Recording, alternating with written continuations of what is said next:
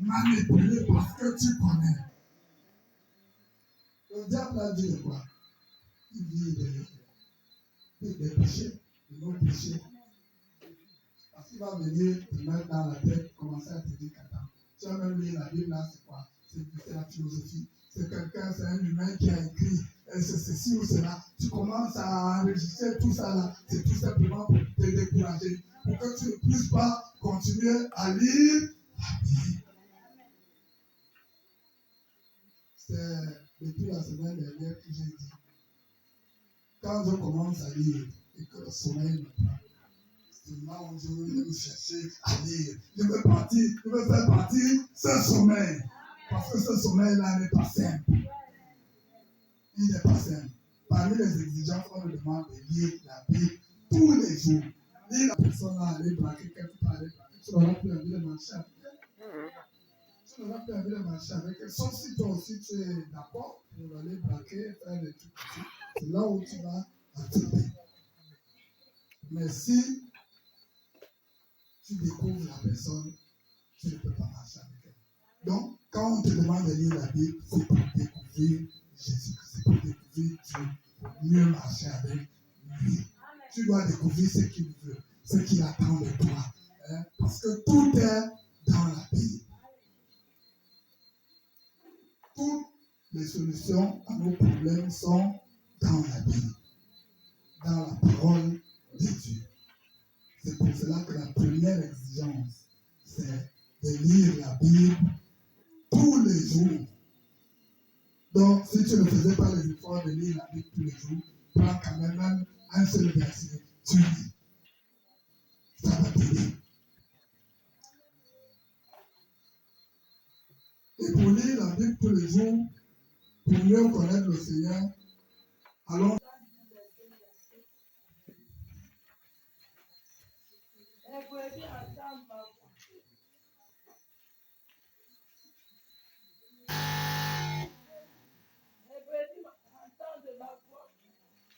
Je les connais et elles me suivent. Je leur donne la vie éternelle et elles ne périront jamais.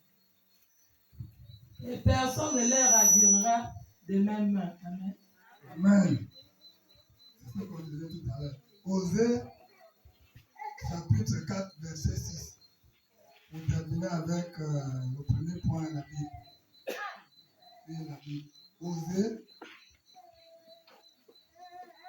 Osée, chapitre 4, verset 6.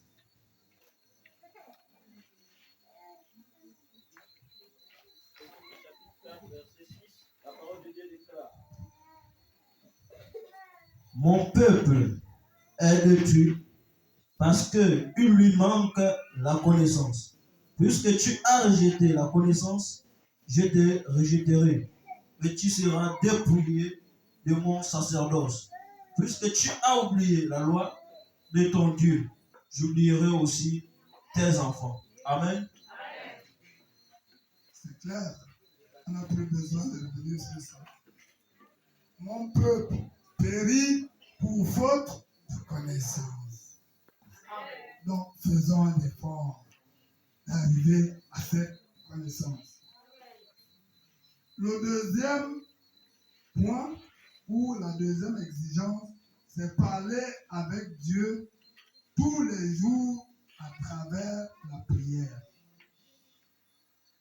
Donc, ça signifie tout simplement qu'il faut prier tous les jours. Il faut parler avec notre Père tous les jours. Quelque chose. Quand on a envie de rendre grâce, quand on a envie de parler, c'est à travers la prière. Mais je vais vous dire quelque chose aujourd'hui. Dieu n'agrée pas toutes sortes de prières. Parce que nous, vous et moi, quand on prie, qu'est-ce qu'on dit? On commence d'abord par présenter nos problèmes, nos montagnes à Dieu.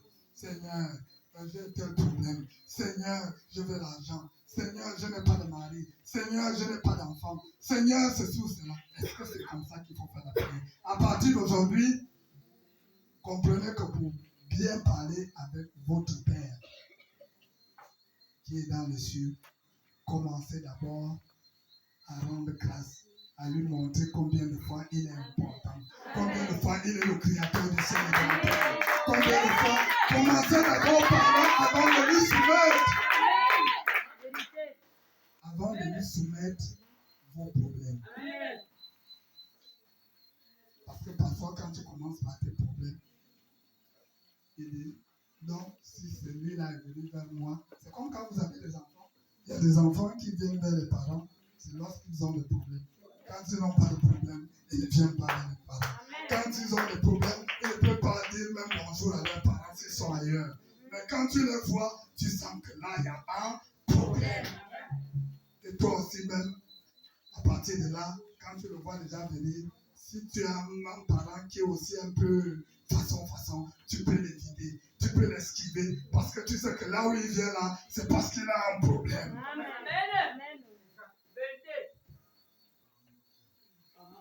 C'est la même chose avec votre Dieu.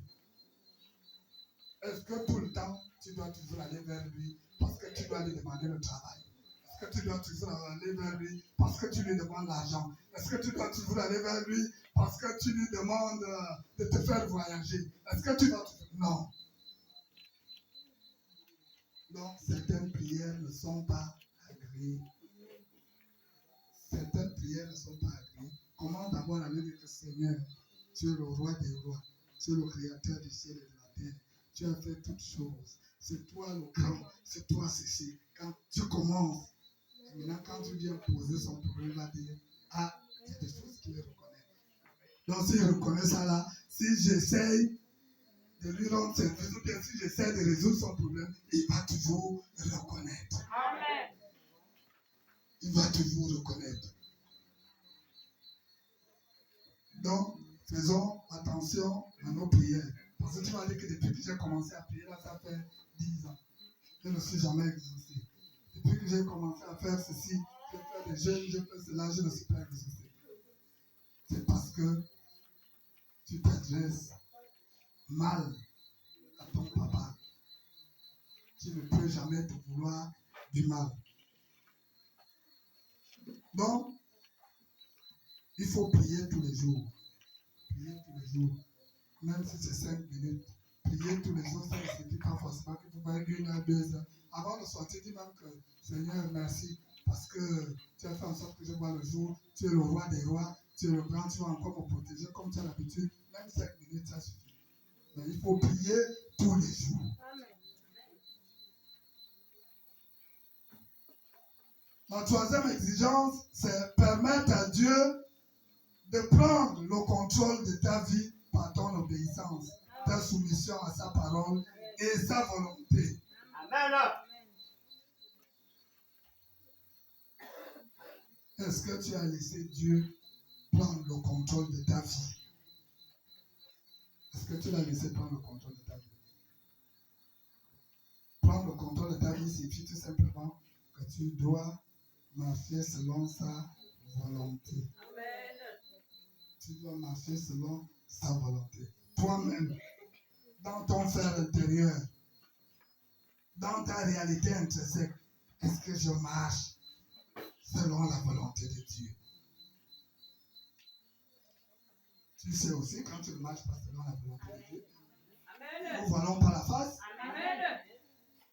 Si Dieu demande qu'on ne doit pas boire la regarde, on tous les jours, c'est le chemin, c'est la marche avec Dieu. C'est la marche avec Dieu. Tu connais ton petit péché là qui t'embête. Est-ce que tu peux te séparer à partir d'aujourd'hui de ce petit péché là? Est-ce que tu peux te séparer de ce péché là? Parce que c'est ce péché là qui bloque ta vie. Parce que vous savez ce que le diable fait souvent. Le diable, lui, quand il arrive chez toi, Sarah,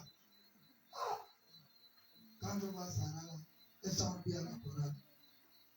Mais Sarah, son petit péché là, c'est elle aime trop les petits copains. Amano.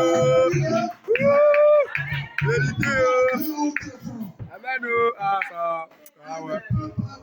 Ça, c'est la vérité. Voilà, c'est là où elle est faible. Choc. Donc, c'est à cause de ça que la dernière fois, je vous disais, parfois, nous avons la solution à nos problèmes. Nous avons la solution à nos problèmes. Faisons un peu d'effort.